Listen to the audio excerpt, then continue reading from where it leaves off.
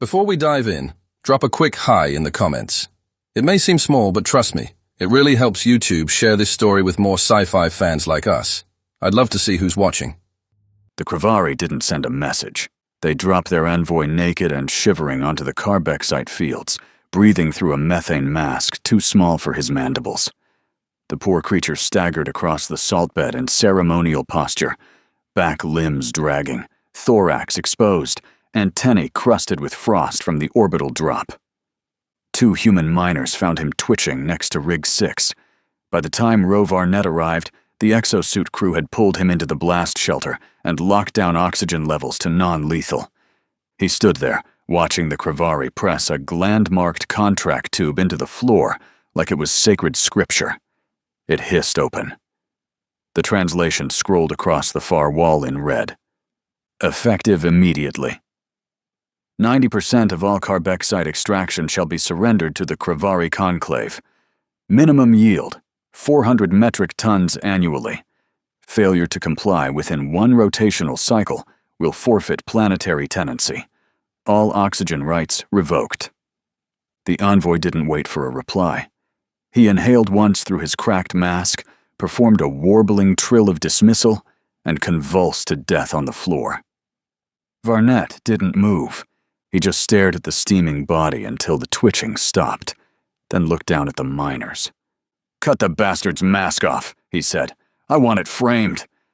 The core chamber lights flickered as Rovar Net stepped into the command dome. The place still smelled like the last emergency patch job, metal scorched from rig shutdowns, burnt poly from the recycled wiring. He moved past engineering staff and into the CIC without a word. The council was waiting. 12 people, 2 from each sector, none of them elected. On Velmara, leadership wasn't a position. It was a sentence. "Tell me it's a bluff," said Captain Holst, arms crossed, still in dust gear. "We've got 11 rigs functional. Even if we reroute coolant feeds, we'd melt the alloy cores inside a week." "It's not a bluff," Varnet said. 400 tons? They know that's suicide. They know exactly what it is. Varnet stepped closer, voice flat. "They're not escalating. They're evicting. The Conclave never expected us to survive on Velmara this long. They figured the CO2 would kill us, or the rock, or each other. You're saying this is a reset. I'm saying this was never about minerals." He pointed to the wall display, a map of carbexite veins, extraction yields, and the current planetary atmosphere spread. This was about leverage. We're squatters who became suppliers. Now we're suppliers who became a liability. "They can't use Velmara. Their drones melt trying to extract a kilo." "They don't have to use it.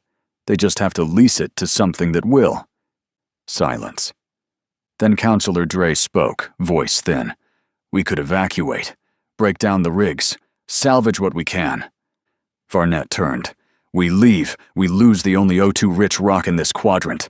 We lose carbexite control. We lose the message." "What message?" "That humans don't pay to breathe." The rig fields were quiet that night. Varnet walked them alone, dust biting at his boots, the distant hum of turbine cannons silenced for maintenance. The wind carried the scent of metal and methane. The dead envoy still hung in the air somewhere. He passed Rig 4 and ran a hand along its spine. Each rig had a name etched on the control plate. Not factory numbers. Names. Because the people who built them knew what they were. Survival.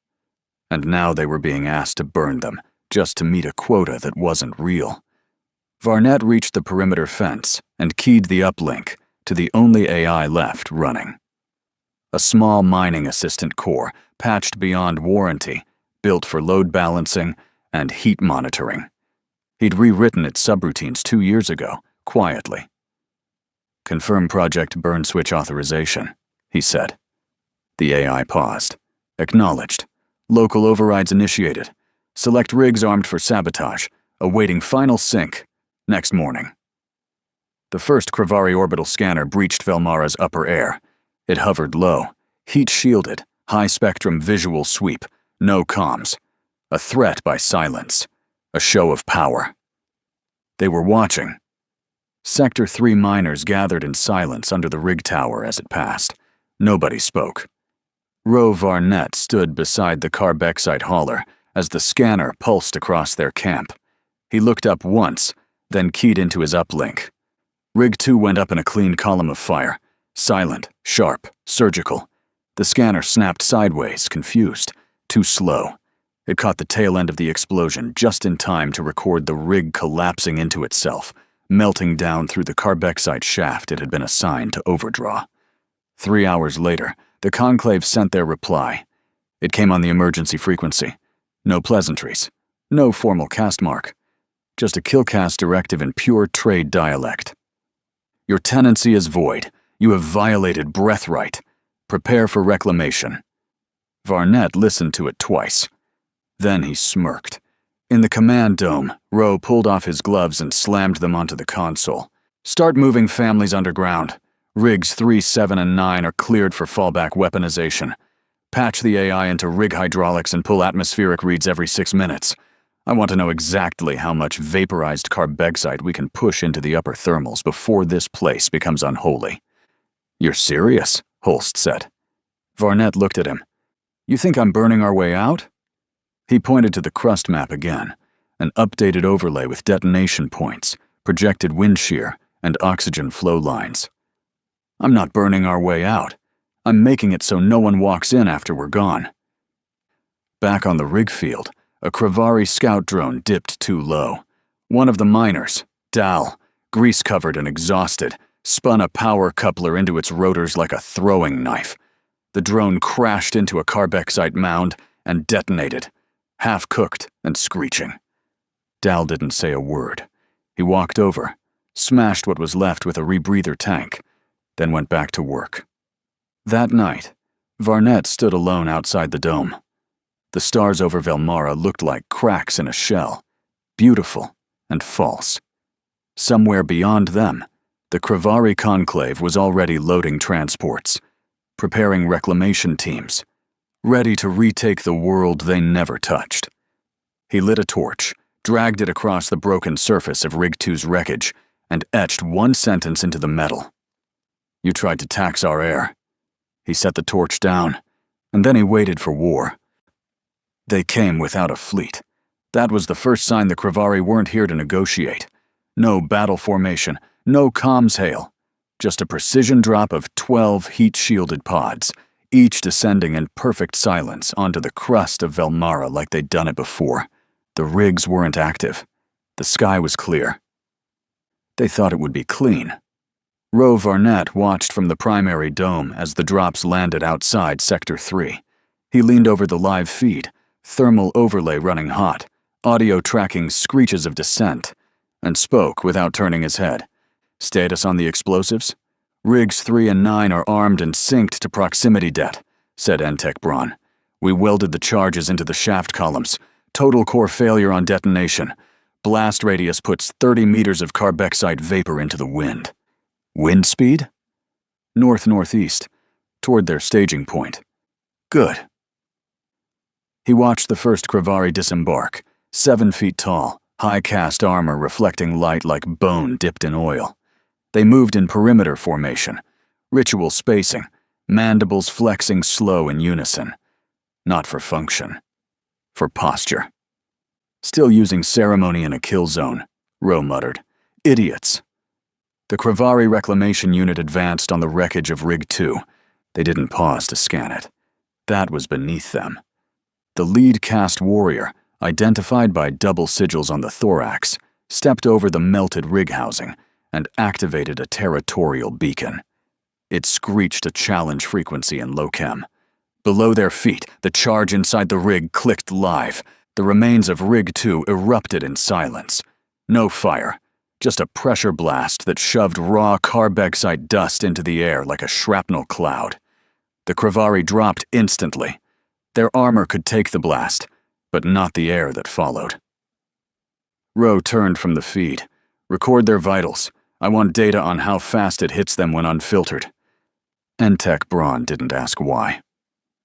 Underground, the old mechanics bay had been converted into a war room.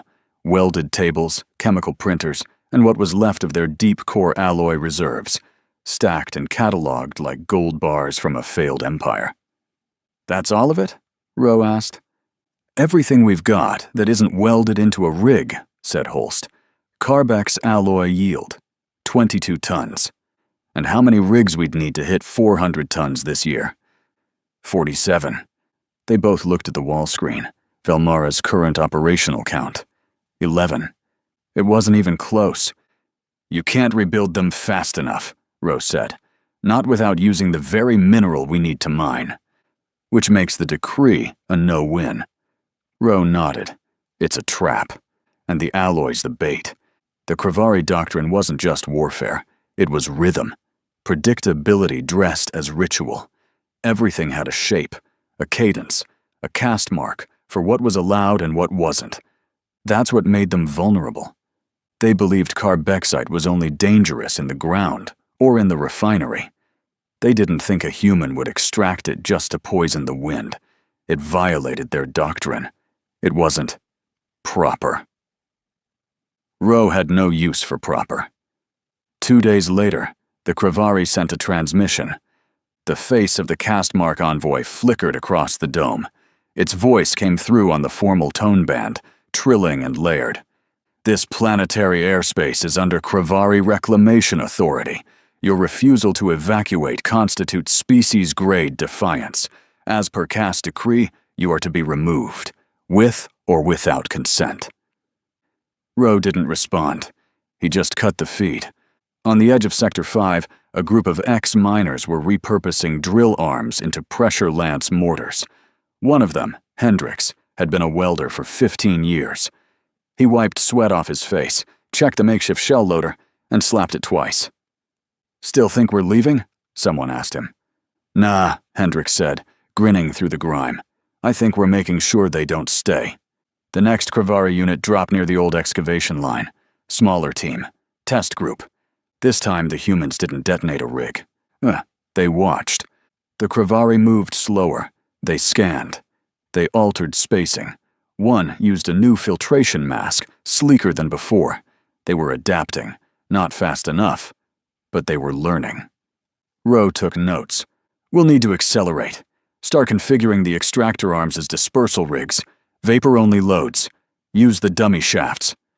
"That'll leave nothing behind," Holst warned. "Even if we win, we won't be able to mine for years." "Good." Holst blinked. "You're trying to make Velmara worthless?" "I'm trying to make it unusable." That night, Rowe stood near the burned-out chassis of Rig 9, staring at the stars beyond the poison glare. The sky looked empty. But it wasn't. "They'll send more," he said. "Let them," said Dal, the drone killer, walking up with a modified suit core in one hand. "We're not a colony anymore. We're a warning." Rowe didn't answer. He just looked out past the horizon, toward the next dust line where the Kravari were staging. "Deploy the alloy trap," he said. Dal nodded. It was time to show them what happened when you built machines out of the same metal you refused to surrender. The Kravari tried to take the rigs. The humans detonated the crust. They tried to adapt. The humans turned their own doctrine into a noose. The cost of breathing was rising, and the Kravari hadn't even seen the bill yet. The next day, the Kravari drop pods came in low and dirty. No ceremony, no staggered descent. Just raw gravitational aggression.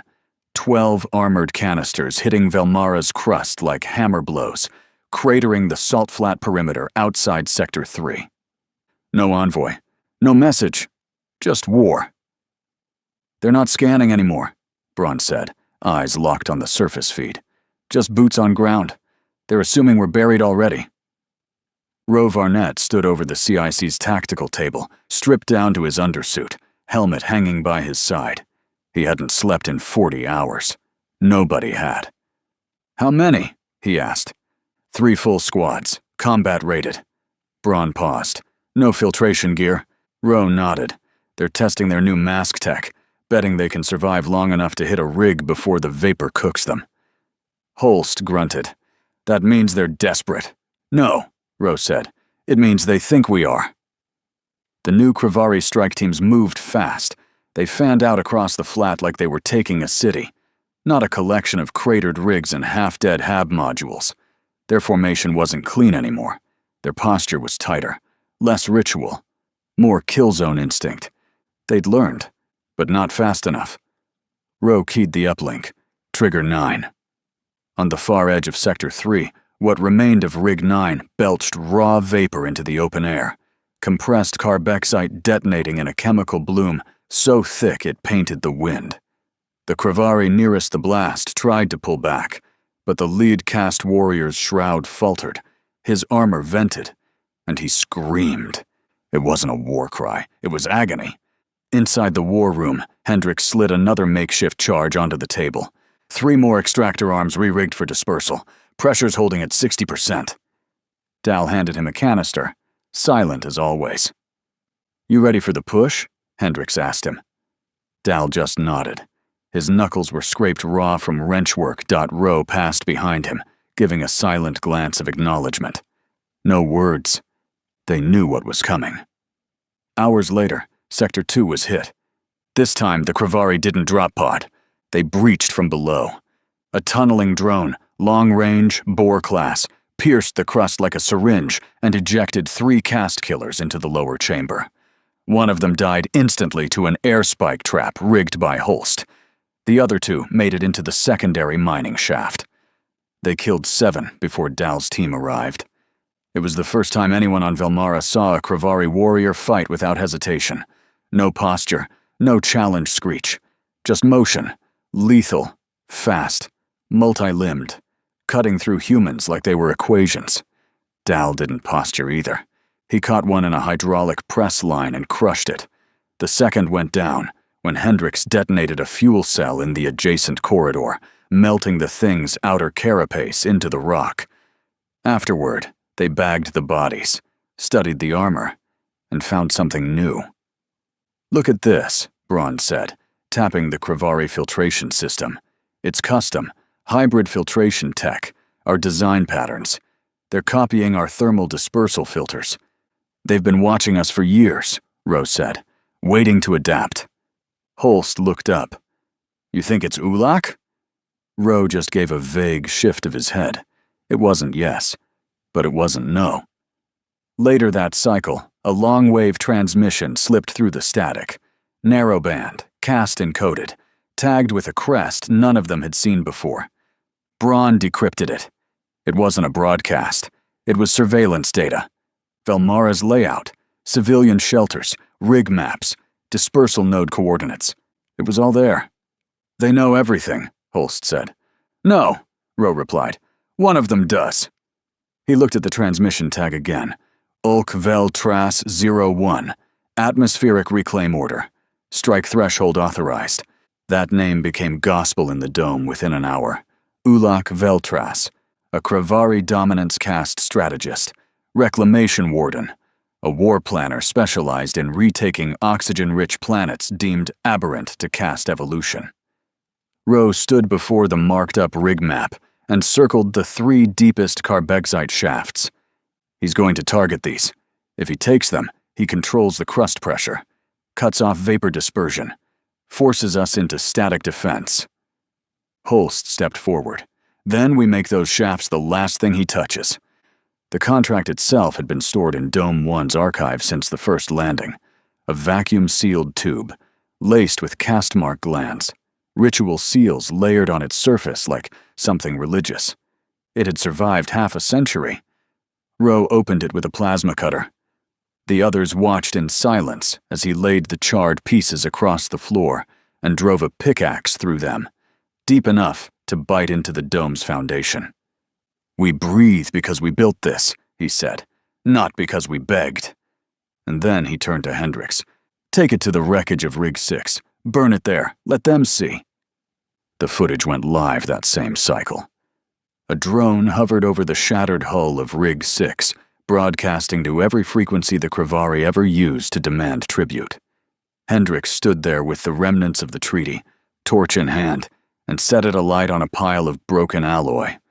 When the flames caught, the drone pulled back, wide angle. The words had been painted into the dust with fuel markers. "The contract is ash. This planet breathes us. Ulak responded within the hour. A new drop. 6 pods. Smaller. Thinner. Filled with a dense methane-based mist. No cast warriors. Only drones. Dozens of them. And not the old recon types. These were cutters. Extractor class. Bladed limbs. Spine-mounted saws. They weren't here to reclaim. They were here to dismember. They struck Dome 2 first. The first alarm didn't even register. By the time a tech shouted breach, the cutters were already slicing through the outer corridor. A dozen civilians died before the response team arrived. Rowe didn't wait. He hit the emergency override, slammed the dome's internal pressure seal, cut the entire section off, and vented it to surface air. Raw, unfiltered, poisoned with carbexite vapor. The drones went still in seconds. So did 4 humans still inside. Holst stared at him. You didn't even flinch. Rowe met his eyes. Neither did Ulak when he sent them. Dal found a Kravari scout 5 clicks from the primary dome. Alone, wounded, trying to crawl toward a signal mast. He didn't kill it fast. He broke its legs first, let it thrash in the oxygen while he stared down at its mandibles, the mask clamped tight to its face like a muzzle. Then he slit the seal and watched. Message sent? Hendricks asked him later. Dal didn't answer. He just handed over the scout's cast ID and walked back into the dust. 3 hours later, Rowe called the War Council. He didn't stand at the table. He stood at the viewport, staring out at the salt-cracked land that used to be a mining colony and was now a graveyard in progress. We have 3 cycles left, he said. Maybe less. Ulak's going to keep sending cutters, keep testing filters, keep trying to find a way to sterilize the atmosphere without setting off the crust. No one's coming to help, Holst said. We never expected them to, Rowe replied. We didn't come here with an army. We came here to work. That's why they think we'll fold. He turned back. But they forgot something. Braun leaned forward. What's that? Rowe's voice was quiet. Steady. We never stopped building. We just stopped telling them what it was for. The crust war began in silence, not with gunfire or orbital strikes, or an ultimatum in Kravari script. Just a flicker in the atmosphere, barely visible, a shimmer across the horizon where the rigs used to stand. And then came the noise. Low, rhythmic, industrial. They were boiling the sky. They're injecting sterilizers, Braun muttered, fingers racing over the console, modified dispersal drones, dumping chemical counteragents straight into the upper thermals. Neutralizing the carbexite vapor? Holst asked. Trying to. It won't clear what we've already seeded, but it'll make future burns useless. Rowe Varnett said nothing. He stood over the tactical map, arms folded, jaw tight. They're not clearing the air for conquest, he said. They're prepping it for torch protocol. Hendricks looked up from the alloy rig schematics. You mean they're gonna wipe the whole crust? No. Rowe turned, voice flat. They're gonna kill the planet and lease the corpse. In the field, Sector 5 had become a trench zone. Miners turned fighters worked by torchlight, welding old rig frames into barricades. Carbexite loaders were reconfigured into airburst launchers. Even the rig fuel tanks, once strictly regulated, were now laced with contact charges. Every foot of ground had a cost. Dal worked the slope in silence, dragging razor wire across the ash-coated ground. His suit was torn, melted plating around the thigh where a Kravari cutter had struck him the day before. He shouldn't have been walking. He walked anyway. Then they found the drone, half buried, antennae twitching, still feeding telemetry to something in orbit. Dal didn't pause, didn't speak. They tore its limbs off, crammed the signal core with steel slag, and dropped it into a rigged mortar pipe. The shot arced high and hit home. 3 sterilizer drones blinked out in midair. Dal just stood there. Didn't flinch, didn't nod, just kept pulling wire. In Dome 1, Rowe watched the satellite feed like a surgeon reading blood pressure. The Kravari sterilizer pattern was slow but precise. Each drone painted a swath of upper atmosphere with chemical compounds designed to bond with airborne carbexite, nullifying the toxic properties and forcing it to sediment. It was brilliant. It was devastating. It meant their primary weapon, Velmara's air, would soon be useless. Holst stepped forward. "We need to hit the source. Where are they launching from?" "Not orbit," Braun said. "They brought a forge pod, surface anchored.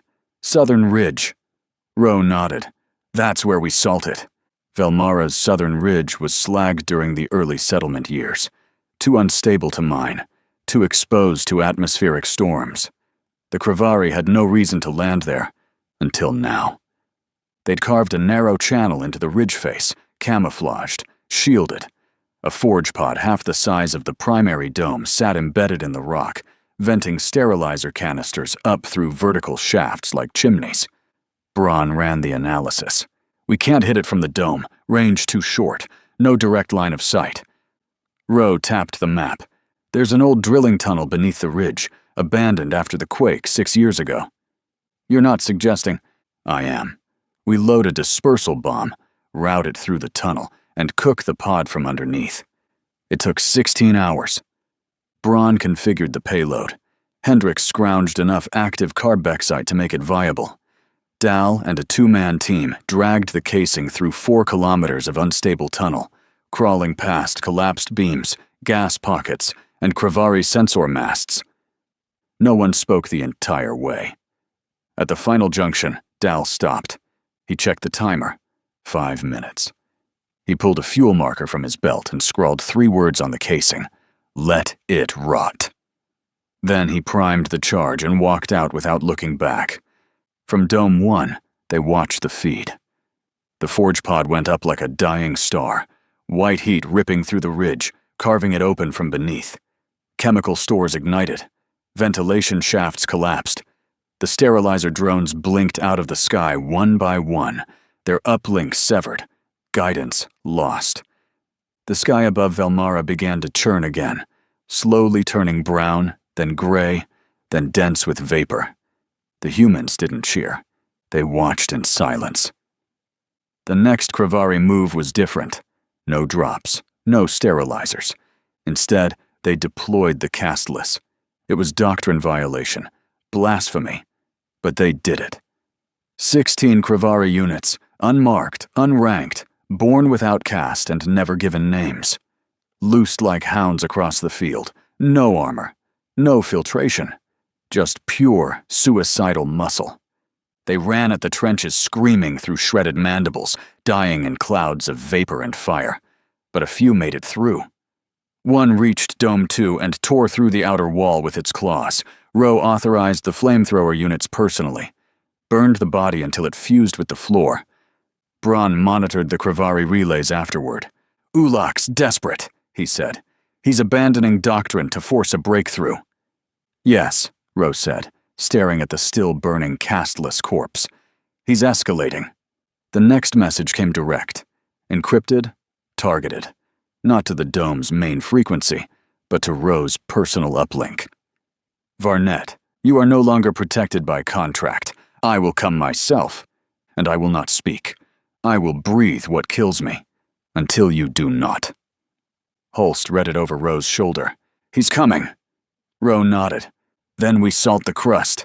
That night, the humans detonated Rig 5. Not for defense, not for a kill zone, just for a message. They painted the blast crater with thermal markers and sent drones to broadcast it live. The pattern was clear. The words were simple. "You are not evicting us. You are digging your own grave." The next day, Ulak landed. He came down on foot, wrapped in a pressure cloak laced with counter-vapors, shrouded in silence. He walked through the dead flats of Sector 4 like a priest crossing a burial field. Rowe watched from the tower. "Don't kill him yet," he said. Hendricks looked confused. "Why not?" "Because I want him to see what Velmara looks like when it's ours." Ulak waited, silent, visible through the vapor haze for hours. But Rowe never went out to meet him, never acknowledged the challenge. By nightfall, the Kravari warden turned and disappeared into the storm. They detonated every crust-facing shaft that night, not to fight. To poison. The wind screamed across the flats as carbexite vapor curled into the sky in dense, pulsing clouds. Velmara groaned, and the war became something else entirely. Not conquest, not resistance, but mutual extinction. The sun rose, but the sky stayed brown. Above Velmara, vapor trails curled like scars across the atmosphere, thick, unmoving, lit by the low red hue of a sun the Kravari couldn't look at without filters. Dome 1 hadn't seen clear light in 4 days. There was no more breathing without filters now. Not for them, not for the Kravari, not for anyone. In the rig graveyard outside Sector 4, the corpses didn't rot. They crystallized. The vapor calcified soft tissue, hardening limbs into statues mid-scream. 2 of the castless still knelt where they fell, mandibles frozen wide, lungs caved inward. Dal walked past them without looking. He was carrying tank cartridges toward the rig frame barricades. His left shoulder was wrapped in foil seal, red seeping through the gauze. He'd taken a glancing strike from one of the Kravari purge blades the day before. Didn't matter. The fight wasn't about surviving anymore. It was about keeping them from winning. Braun's voice crackled over the comms inside Dome 1. Carbexite levels have saturated the upper bands. No more air cycles possible. Filters only. Holst coughed. Even for the domes? Even here. We're officially past threshold. Anyone breathing unfiltered air is breathing death. Rowe didn't react. He was staring at the viewport again. Sector 2's line blinking red. Another breach. Deploy the cutter traps. No automated response. They want pressure. We give them silence.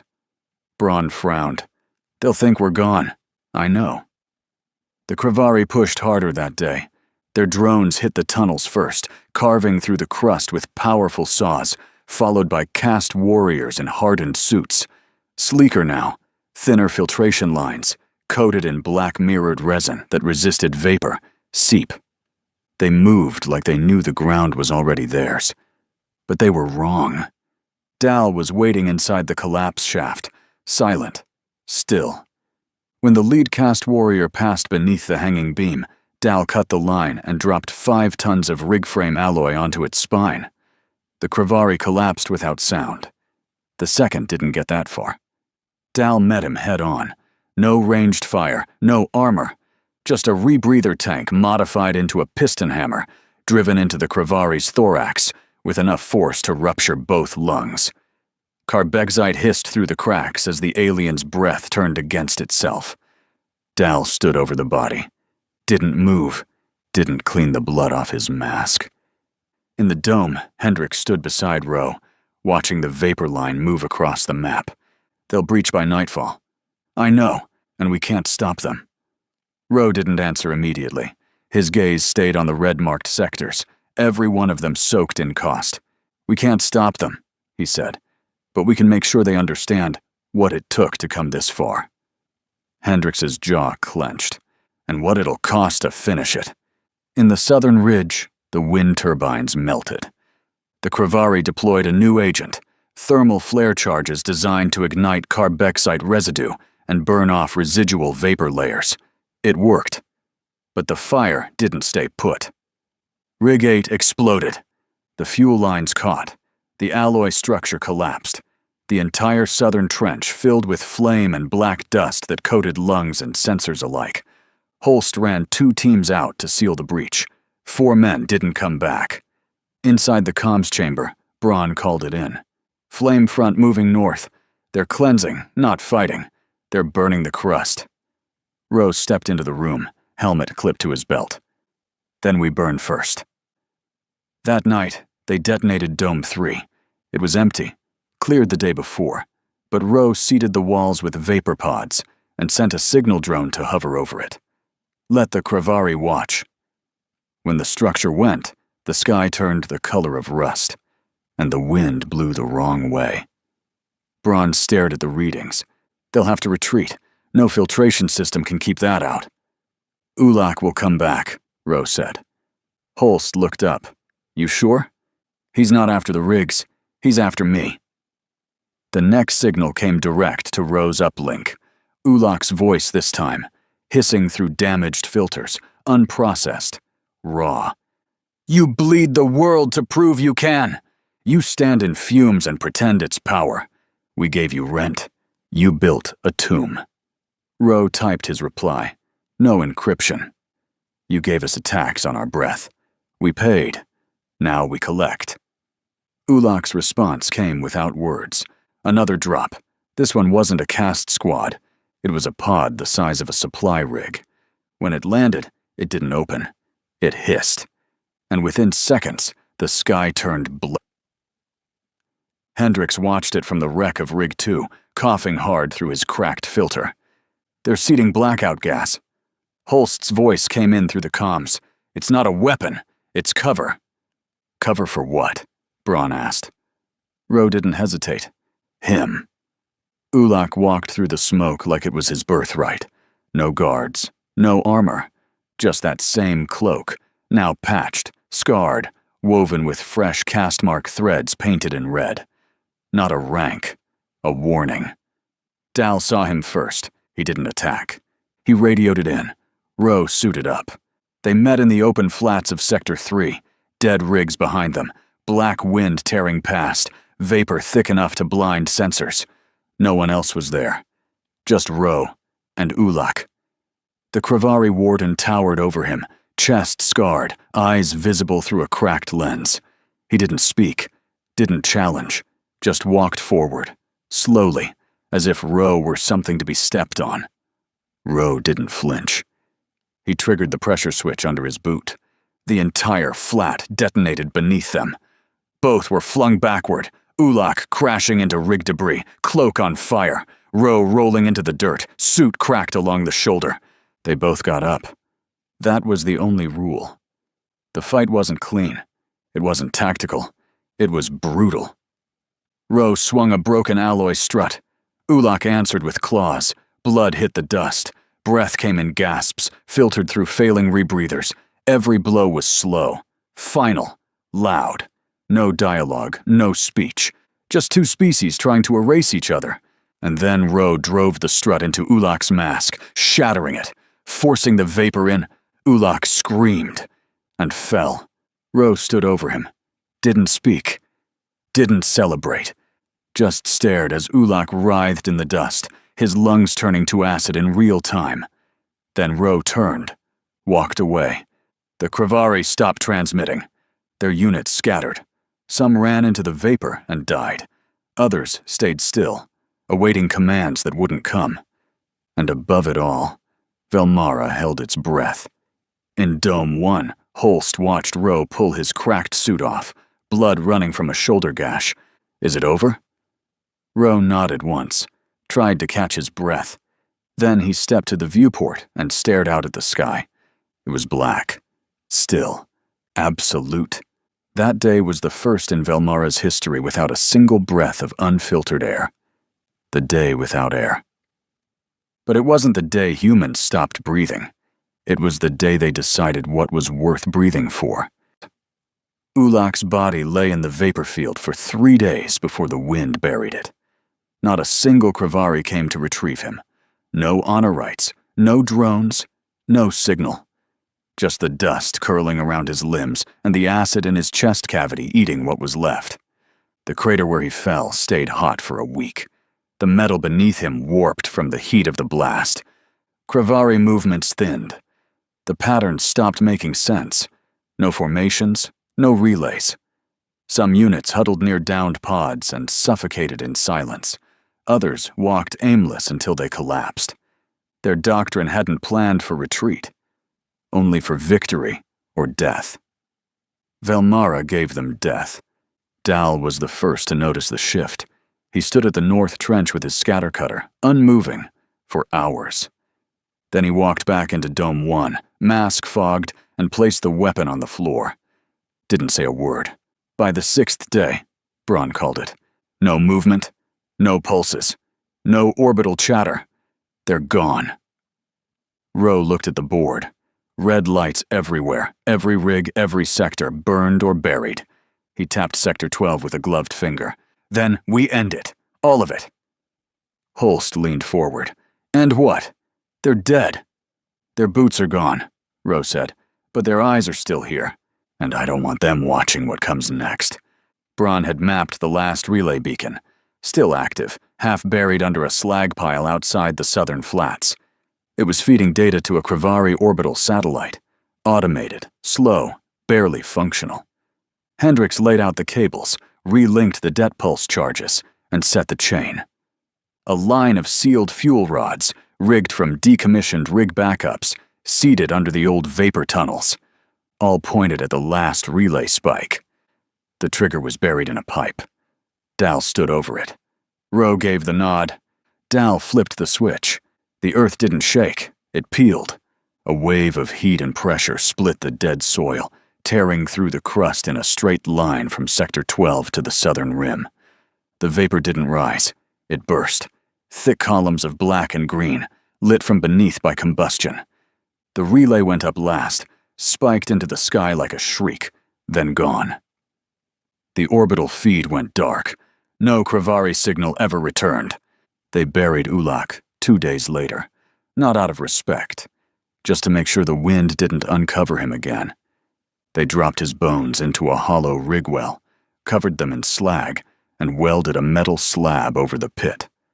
Ro himself etched the words into the plate. No ceremony. Just scratches and alloy, to those who taxed our breath. This is what it cost. No one spoke. Dal stood beside him. Then they walked away. A year passed. The storms eased. The vapor thinned. Where the trenches once ran, lines of coarse green crept between the wreckage. Spores and vine leaves, bred in sealed tanks from Dome 2's forgotten biolab. They weren't native. They weren't beautiful. But they were made for this, engineered to metabolize carbexite, to root in poisoned soil, to clean the air. They didn't need sunlight. They didn't fear acid. They grew, they spread, and they breathed. Eventually, the monitors changed. Toxicity dropped. Wind patterns stabilized. The air was still sharp, but not lethal. It was time to find out for sure. Hendricks stepped outside the dome first. Light mask, no filter pack. He waited 12 minutes. No cough, no sting. Then he waved the others out. Dal followed. Then Braun. Holst stayed behind. His lungs had scarred too deep. But Ro walked out last. Helmet off. He pulled the mask from his belt. Didn't put it on. Just breathed. They bled for this air. And finally, it gave something back. Hey there, space human. I'm really curious about your thoughts on this video. Drop a quick comment and let me know what's on your mind. Or just say hi if you prefer. Either way, I'd love to hear from you. Also, remember to check the pinned comment. Trust me, it's worth a look. Oh, and one last thing. I've chosen another video for you to watch. Just click the card here, or here if you want the whole playlist. See you there.